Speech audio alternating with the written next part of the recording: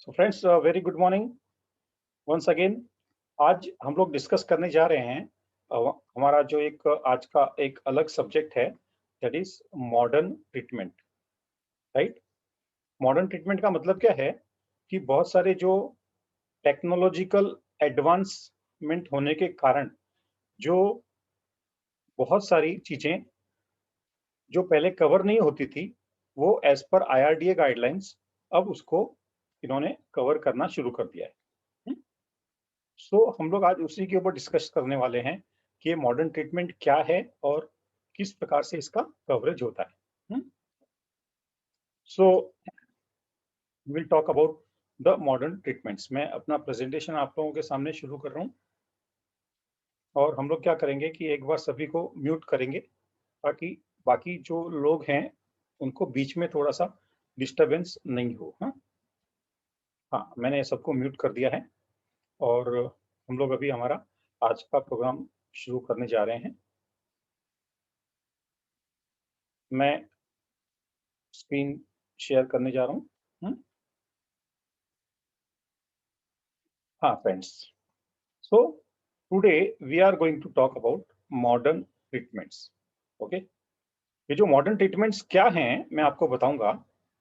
देखिए, पहले क्या होता था, आपको याद होगा, आपने बचपन में जब कोई डॉक्टर देखा होगा तो वहां पर क्या होता था, डॉक्टर है ना कोई टेस्ट वगैरह नहीं करवाता था। आपका सिर्फ देखता था, या छाती में उसने स्टेथोस्कोप लगाया या उसने टेम्परेचर मेजर किया, that's all.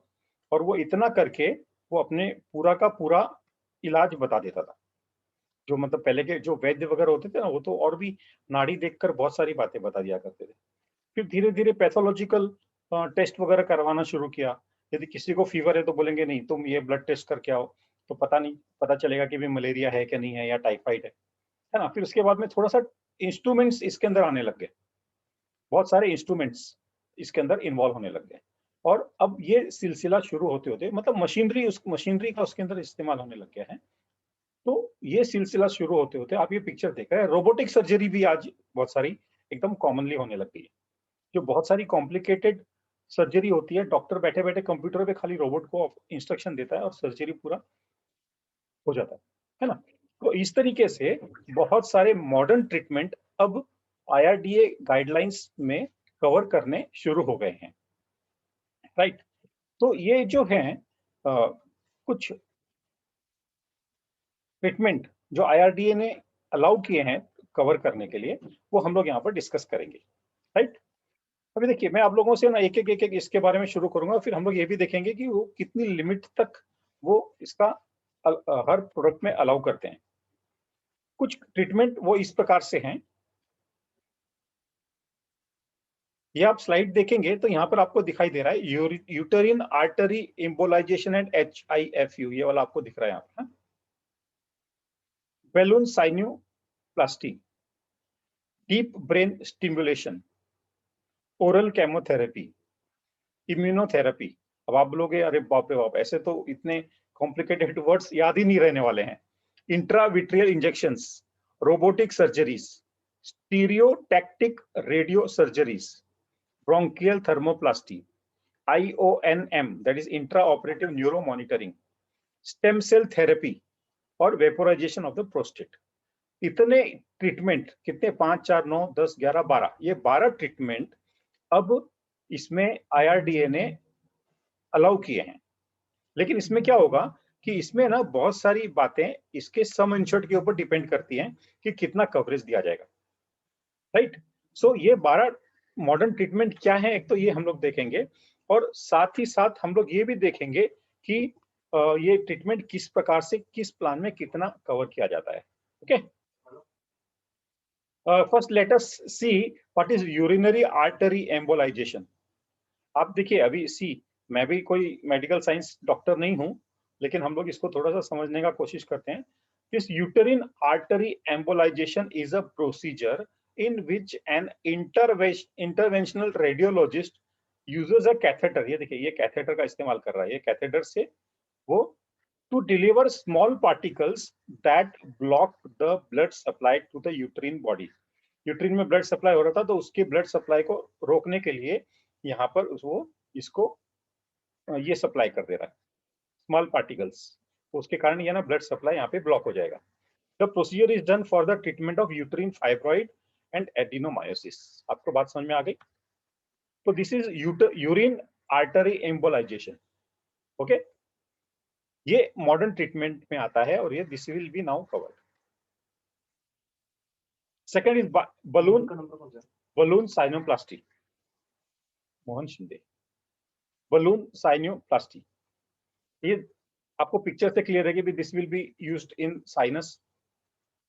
Balloon sinuplasty is a type of endoscopic nasal surgery. Endoscopic nasal surgery, endoscopy तो आपको पता है किस प्रकार से किया जाता है, तो ये भी एंडोस्कोपिक नेसल सर्जरी है।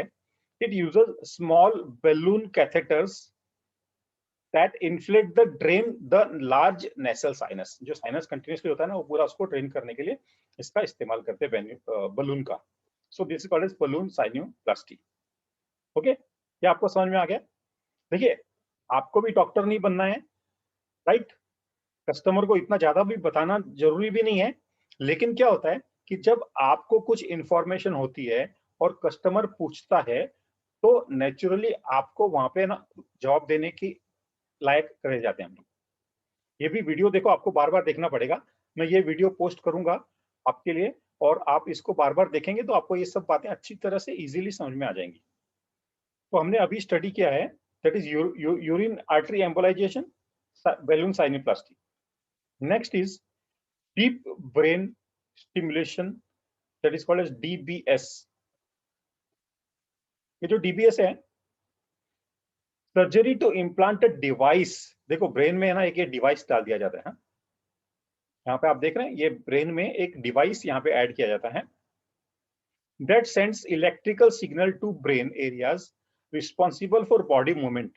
यहाँ पे मतलब समझो बॉडी मूवमेंट रिस्ट्रिक्ट हो गई है, ऐसे केसेस में यहाँ पर सर्जरी करके यहाँ पे एक इंस्ट्रूमेंट डाल दिया जाता है और ये इंस्ट्रूमेंट से उसको बॉडी को वहाँ पे सिग्नल मिलने शुरू। जैसे समझो किसी का हाथ नहीं काम कर रहा है, हाथ ऐसे ही रहता है, तो उसको वो डालने से वो उसका सिग्नल जाएगा तो हाथ का मूवमेंट वो करना शुरू कर देगा।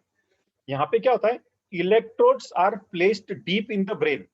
ये इलेक्ट्रोड है जो डीप इन द ब्रेन, यहाँ पे देखो, ये यहाँ पे वो किया गया है similar to a heart pacemaker. जैसा हार्ट पेसमेकर होता है हार्ट में काम करने के लिए, वैसे ही एक neuro stimulator uses electric pulse to regulate brain activity. हाँ, this DBS is used for the brain activities. आगे बात समझ में है? कुछ नया आप लोगों के लिए नया है और थोड़ा सा इंटरेस्टिंग भी है। Oral chemotherapy. देखिए, अभी तक क्या होता था कि जो केमोथेरेपी होती थी ना, थोड़ा सा पेनफुल प्रोसीजर होता था, क्योंकि उसके उसको हॉस्पिटल में रख के उसको पूरा ब्लड के अंदर वो ये सारा उसमें जमा किया अपना डाला जाता था बॉडी के अंदर, क्या बोलते हैं उसको, केमिकल्स मेडिसिन या जो वो थोड़ा सा रेडियो एक्टिव होते थे। थोड़ा सा प्रोसेस थोड़ा सा होता था, कॉम्प्लिकेटेड होता था। लेकिन अब है ना बहुत सारे कैंसर्स जिसमें केमोथेरेपी का इस्तेमाल होता था, अब वो प्रोसेस को हटाकर वहां पर ओरल केमोथेरेपी का इस्तेमाल होने लग गया। ओरल केमोथेरेपी कवर नहीं करते थे, आपने देखा होगा, आप मैंने जो आपको ब्रोशर प्रिंट करके दिया था उसमें भी मैंने मेंशन किया हुआ है कि oral chemotherapy is not covered, but now this will be covered. अभी देखिए, ये सारे कैंसर्स हैं, that is basal cell carcinoma, breast cancer, brain tumours, leukaemias, chronic leukaemias, colorectal cancer, that is colon and rectal cancer, GI, stomach, pancreatic tumor, kidney cancer, lung cancer, lymphomas, melanomas, multiple myelomas, ovarian cancer, prostate cancer, renal cell carcinoma, skin cancer, thyroid cancer। ये बहुत सारे cancers हैं जहां पर ये tablets या जो है उनका इंजेक्शन होगा या टैबलेट होगा, that I don't know, but ये सारे उसके जो ओरल एजेंट्स हैं, नॉट इंजेक्शंस। तो ये ओरल एजेंट्स उसको वहां पर देखकर उसको 2-3 घंटा ऑब्जर्वेशन में रखते हैं, टैबलेट वगैरह देके, और फिर उसका डिस्चार्ज कर देते हैं। It's a day care procedure. तो ये ओरल केमोथेरेपी भी now this is one of the procedure which will be covered as a modern treatment, right? Simple हो गया। कैंसर ट्रीटमेंट तो ऑलमोस्ट आज के दिन में ना साइंटिस्ट लोगों ने पूरे कवर कर लिया है and it is curable. Immunotherapy, अभी कैंसर में एक ये नया और है इम्यूनोथेरेपी। इसमें क्या करते हैं, tumour cells binds to T cells to deactivate them. ये जो टी सेल्स होते हैं ना, कैंसर वाले सेल्स, उसको डीएक्टिवेट करने के लिए वहां पर ट्यूमर सेल्स को बाइंड कर देते हैं। Immunotherapy drugs can block tumour cells from deactivating T cells. इसको बोलते हैं इम्यूनोथेरेपी प्रोसीजर। यहाँ पे एग्जांपल भी दिखाया था, ये डाला, यहाँ पे इसको ऑफ कर दिया, ये डाल के इसको ऑफ कर दिया। हाँ? ये टी सेल है, ये टी सेल के साथ में ये ड्रग यहाँ पे दे रहे हैं यहाँ पर, और ये कैंसर का ट्यूमर है या कैंसर सेल्स हैं, तो ये यहाँ पर ये यहाँ से इसको यहाँ पे डीएक्टिवेट कर दें। तो इस तरीके से ये इम्यूनोथेरेपी काम करती है for cancer treatment. This is also a modern treatment and now it is covered. Intravitreal injection, ये तो आप लोगों को पता है कि आंखों में जो इंजेक्शन दिए जाते थे, that is intravitreal injections are used to administer medications to treat a variety of retinal condition. Retinal conditions में, और मेरे को कई बार आप लोग पूछते थे, अरे इतने इंजेक्शन लग रहे हैं, पैसा मिलेगा क्या? Age related macular degeneration, diabetic retinopathy and retinal vein occlusion are the most common conditions treated with intravitreal anti-VEGF drugs. Correct? तो ये जो इंट्राविट्रियल इंजेक्शंस हैं, ये भी now will be paid. Okay, ठीक है ना? Next treatment comes the robotic surgeries. देखिए ना, यहाँ पे ये डॉक्टर्स यहाँ पर बैठे हैं कंप्यूटर के ऊपर, पूरा ध्यान लगा के, और ये रोबोट्स यहाँ पर सर्जरी कर रहे हैं। ये कंप्यूटर के थ्रू यहाँ पर इसको पूरा इंस्ट्रक्शन दे रहे हैं। देखा, 3-4 हाथ हैं इसके कंप्यूटर रोबोट के, और ये कौन से हाथ से क्या कर रहे हैं, ये पूरा इंस्ट्रक्शन यहाँ पर कंप्यूटर के द्वारा दिया जा रहा है। तो this is called as the robotic surgery, जहाँ पे वो डॉक्टर पहले उसको कट करता था, फिर उसको खोलता था पूरा जो ऑर्गन है जहाँ पे, और उसको फिर बाद में वो लोग क्या करते थे, फिर सिलाई मारते थे, है ना? तो अब now it is very simple and robotic surgery, ये अब now it is covered. Stereotactic radio surgery, एक ये और नया सर्जरी है, that is called as SRS, that is stereotactic radio surgery. It's a non-surgical radiation therapy used to treat functional abnormalities and small tumors of the brain. Brain tumor में ये बहुत काम आता है, और ये non-surgical है, मतलब वहाँ पे कट नहीं किया जाएगा। There will be no surgery. इसको बोलते हैं stereotactic radio surgery. Radio surgery से आपका एक बात समझ में आती होगी कि रेडियो एक्टिव जो मटेरियल होते हैं उनके द्वारा ये किया जाता होगा, ऐसा मेरे को लगता है। तो उससे वो पूरे के पूरे सेल्स ब्रेन ट्यूमर में जो होते हैं उसको डैमेज खत्म कर दिया। SRS, stereotactic radio surgeries, correct? Bronchial thermoplasty, bronchial thermoplasty. Bronchial thermoplasty is a treatment for severe asthma approved by the FDA in 2010, involving the delivery of controlled therapeutic radio frequency energy to the airway wall, thus heating the tissue and reducing the amount of smooth muscle present in the airway. जो asthma होता है ना, सांस लेने में दिक्कत होती है, तो उसमें ये क्या करते हैं, involving the delivery of controlled therapeutic radio frequency यहाँ पर छोड़ते हैं एयरवे वॉल पर, और वहां पर हीटिंग के कारण जो टिश्यूज होते हैं वो वहां पे से स्मूथ मसल्स होकर वो थोड़ा सा एयरवे वॉल को अलाउ करते हैं, हवा सांस लेने में उसकी दिक्कत को कम करते हैं। This is bronchial thermoplasty, right? We have intra operative neuro monitoring. ये क्या है? देखिए, इंट्रा ऑपरेटिव न्यूरो मॉनिटरिंग। देखिए, मैं आपको बता रहा था ना कि हर जगह पर यहाँ पर मशीनरी का इस्तेमाल हो रहा है, कंप्यूटर का, और ये सारी चीजों का इस्तेमाल हो रहा है, इसीलिए इनको मॉडर्न ट्रीटमेंट कहते हैं। ये जो इंट्रा ऑपरेटिव न्यूरो मॉनिटरिंग जो है, is the use of electrophysical method. Electrophysical method का इस्तेमाल किया जाता है, जैसे EEG है ना, आपको मैंने कई बार बोला कि इसका EEG लगेगा। कौन से केसेस में? एपिलेप्सी के केसेस में EEG रिक्वायरमेंट आता है। Electromyography, that is EMG। EEG is electroencephalography and EMG is electromyography and evoked potential to monitor the functional integrity of certain neural structures like nerves, spinal cord, etc. यहाँ पर ये intra operative monitoring की जाती है और उसका treatment किया जाता है, राइट? स्टेम सेल थेरेपी, ये तो आप लोगों को पता ही कि स्टेम सेल थेरेपी आज के दिन में सबसे ज्यादा रिसर्च की जाने वाली थेरेपी चल रही है। स्टेम सेल वहां पे उसको कुछ वो लोग लेबोरेटरी में करते हैं और फिर जनरेट करते हैं और फिर वापस से उसके बॉडी में ये वो किया जाता है। Stem cell therapy is the use of stem cells to treat और प्रिवेंट अ डिसीज और condition. It is stem cell therapy.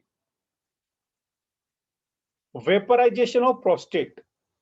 Okay, इस जो प्रोस्टेट के केस में लेजर से, ये जहां पर भी लेजर वर्ड आ रहा है ना, आप याद रखिएगा अपने को, लेजर मतलब लेजर बीम नहीं होती है, वो लेजर इंस्ट्रूमेंट होता है। तो vaporization of prostate that is laser से किया जाने वाला vaporization of prostate. Photo selective vaporization of the prostate is a minimally invasive procedure. Minimally invasive मतलब कटिंग नहीं होता वहां पे, देयर इज नो कट और मिनिमम कट। यहाँ पे इतना बड़ा कट करना पड़ता था, वहां पे खाली जो लेजर का वहां पे एंटर करना है उतना ही खाली उसका छोटा सा होल किया जाता है।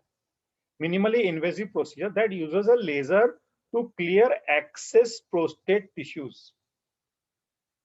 जो प्रोस्टेट इनलार्ज हो गया है या वहां पर कुछ कंडीशन है, तो उसके एक्सेस प्रोस्टेट टिश्यूज को क्लियर करने के लिए with an enlarge prostate, prostate को जो इनलार्ज प्रोस्टेट है उसमें जो एक्सेस प्रोस्टेट टिश्यूज हैं उसको अपन निकालने के लिए ये photo selective vaporization of the prostate process करते हैं। आई बात समझे? This is called as vaporization of prostate. ये भी देख लीजिए, refractive, that is refractive errors, that is correction of refractive error हम लोग बोलते हैं इसको। तो इसका सिंपल से मैं बात करूं तो जो आंखों में जब ज्यादा नंबर होता है ना, उसको कम करने के लिए जो प्रोसेस किया जाता है उसका हम इसको रिफ्रैक्टिव एरर करेक्शन बोलते हैं। ठीक है, अब ये देखिए ना, मेरे को भी ये स्लाइड मैंने ध्यान नहीं दिया था पहले। ये है नॉर्मल आई, ऐसे वो इसके ऊपर ये बाहर से ये दृष्टि पड़ रही है तो क्लियर विजन मिल रहा है। रेटिना पे जाता है, अभी थोड़ा सा इसका डाइवर्ट हो गया है मोर देन 1 पॉइंट। अब ये यहाँ पर क्या हो रहा है कि रेटिना पे डायरेक्ट नहीं जाके 2-3 पॉइंट के ऊपर दिख रहा है, उसका इमेज आ रहा है। ठीक है ना, unequal reflection of the light in different meridian. अब यहाँ पे इन्होंने ये जो किया इसको करेक्ट कर दिया इन्होंने। खैर मेरे को अभी ये थोड़ा सा मैंने स्टडी नहीं किया था। नॉर्मल कंडीशन है ये अपना दूर का और ये पास का इस तरीके से है और ये एस्टिग्मेटिज्म है ना? तो ये जो नंबर ज्यादा होते हैं किसी के, तो उसको करेक्ट करने के लिए जो ट्रीटमेंट होता है that is called as refractive errors. But ये एप्लीकेबल कब होगा?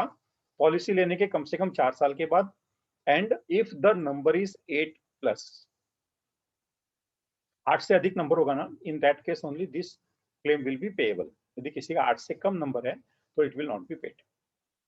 राइट, ये सारे जो प्रोसीजर अभी हम लोगों ने देखे ना, ये सारे प्रोसीजर मॉडर्न ट्रीटमेंट में आते हैं और they are now covered as per the new IRDA guidelines.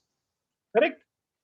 अच्छा, बट इसमें ना लिमिट्स हैं, हम लोग को लिमिट्स थोड़ा सा ध्यान देंगे हम लोग। ठीक है, इंडिविजुअल पॉलिसी होगा ना तो उसमें स्पेसिफाइड लिमिट जो दिया है वहां तक उसको कवरेज मिल जाता है, और फ्लोटर पॉलिसी होगा तो उतना जो लिमिट दिया गया है वो पर पॉलिसी पीरियड दोनों पे अप्लाई होगा, फ्लोटर में या सारे के सारे मेंबर्स पे अप्लाई होगा। कोई समझो यहाँ पे कोई पॉलिसी में 1 लाख रुपए का लिमिट है और उसका इंडिविजुअल पॉलिसी है, तो वो स्पेसिफाइड लिमिट उस इंडिविजुअल को पूरा का पूरा कवर होगा। लेकिन यदि समझो फ्लोटर पॉलिसी है, उसमें समझो 2 जन या 3 जन कवर्ड हैं और उसमें लिमिट 1 लाख रुपया है, तो 1 लाख रुपया पर पॉलिसी पीरियड उसमें अप्लाई होगा। भले एक जन को लें चाहे 2 जन को या सभी को जरूरत पड़ गया तो, बट मैक्सिमम उतना रुपया जो लिमिट है वो पे किया जाएगा। नाउ दिस इस वक्त हम लोग बात कर रहे हैं कि जो लिमिट्स हैं, अलग अलग पॉलिसीज में जो लिमिट है उसके ऊपर हम लोग चर्चा कर रहे हैं। ये जो मैंने 3 प्रोसेस मैंने आपको बताई थी ना, that is bronchial thermoplasty, vaporization of state prostate and IONM।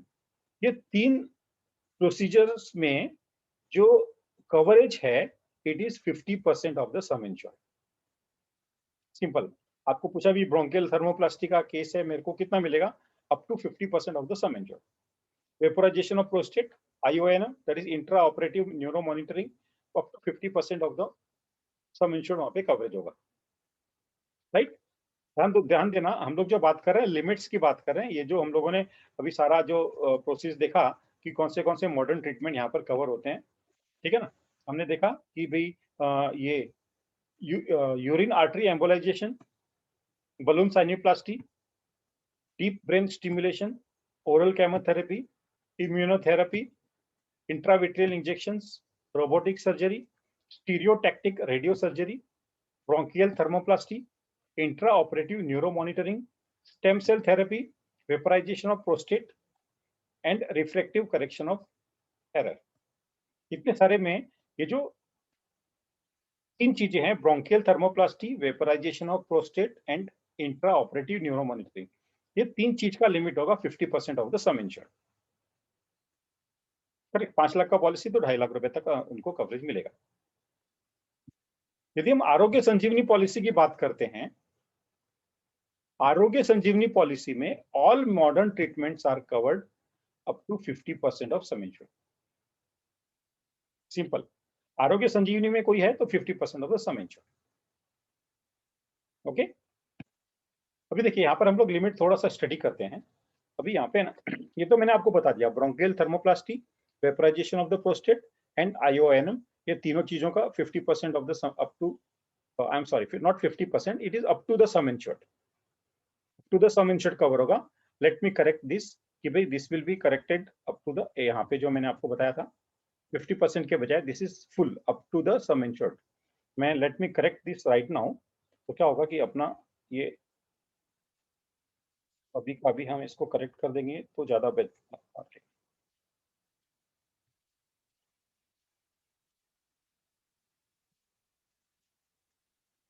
तो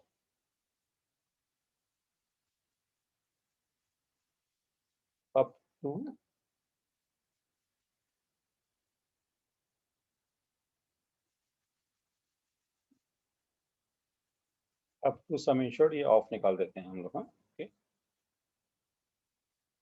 will go to the next slide. Okay, ये मैंने करेक्शन कर दिया, मैंने थोड़ा सा शायद जल्दीबाजी में पढ़ा होगा। तो in Arogya Sanjeevani this will be covered up to 50% of the sum insured. अब यहाँ पे देखिए, दिस इज, ये तीन चीजें हैं, कॉम्प्रिहेंसिव पॉलिसी की हम लोग बात कर रहे हैं, up to 100% up to the sum insured. अब यहाँ पर देखते हैं तो यूट्रीन आर्टरी एम्बोलाइजेशन 5 लाख के लिए 1,25,000 रुपीज है। बलून साइनोप्लास्टी 5 लाख की पॉलिसी पर 50,000 रुपया है।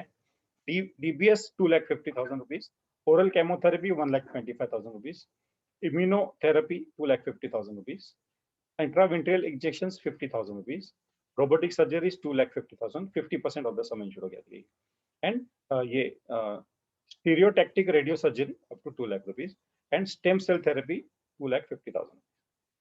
इसी प्रकार से अलग अलग सम इंश्योर्ड पर ये अलग अलग है। मैं 5 लाख का एग्जांपल इसलिए ले रहा हूँ कि आगे के दूसरे प्लान्स में हम लोगों को कंपेयर करने के लिए थोड़ा सा आसान होगा। आप ध्यान रखिए, 5 लाख पर uterine embolization is 1,25,000, balloon sinuplasty is 50,000 rupees। See, let us see in the family health optima। देखो अभी हम 5 लाख का देख रहे थे, सेम अमाउंट यहाँ पर है 1,25,000 रुपया, 50,000, 2,50,000, 1,25,000, यहाँ पर सेम अमाउंट उसके हिसाब से कवर्ड है। ये तीनों चीजें 100% है। This is in the family health optima. ये मेडिक्लासिक गोल्ड पॉलिसी है। 5 लाख पर देखिए 1,25,000, 50,000, सेम अमाउंट यहाँ पर भी अपने को देखने मिल रहा है। Family health optima is also 1,25,000, 1,25,000, ये सारे के सारे सेम अमाउंट यहाँ पर आपको दिए गए हैं। This is Mediclassic gold. हम देखेंगे मेडिक्लासिक बेसिक पॉलिसी जो है, मेडिक्लासिक बेसिक पॉलिसी में भी 1,25,000 रुपीज, 50,000 रुपीज, सारा का सारा सेम वहां पर कवर हो रहा है। ये मैंने आपको अलग अलग इसके लिए दिखाया ताकि आपके माइंड में क्लैरिटी रहेगा कि भाई कितना कवरेज होगा। कोई भी आप ये जो है का कवरेज बता सकते हैं। यहाँ पर भी 1,25,000 रुपीज है। हम यहाँ पे 3 लाख रुपए का मेडिक्लासिक में देखते हैं कितना बता रहे हैं, 3,37,500 rupees and 15,000 rupees, same year.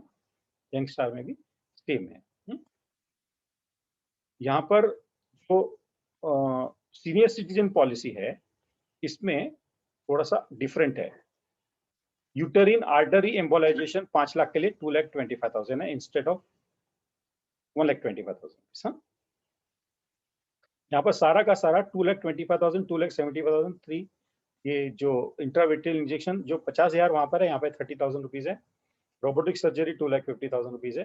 तो इस तरीके से ये कवरेज रेड कार्पेट पॉलिसी में है। ये मैंने आपको इंडिविजुअल पॉलिसी का बताया है, सीनियर सिटीजन इंडिविजुअल पॉलिसी। और फ्लोटर पॉलिसी की बात करते हैं तो यहाँ पर पॉलिसी पीरियड होगा। मैंने आपको पहले ही बता दिया है कि ये जो अमाउंट है दिस विल बी पर पॉलिसी पीरियड। दोनों को जरूरत होगा तो भी maximum that much will be paid. 10 lakh से स्टार्ट होता है रेड कार्पेट पॉलिसी अपना, तो 2,75,000 रुपीज। और यहाँ पर देखिए यहाँ पर इस प्लान में थोड़ा सा डिफरेंट है। यहाँ पे 2,75,000 रुपीज दिया गया है पर person, and maximum limit is 4,50,000 rupees. Yes, ये रेड कार्पेट की पॉलिसी में थोड़ा सा डिफरेंस यहाँ पर दिया गया है। ओके, सो ये हो गया इस तरीके से। Now this was all about the modern treatment and their limits. If you have any question we can have open discussion over here, right? बताइए।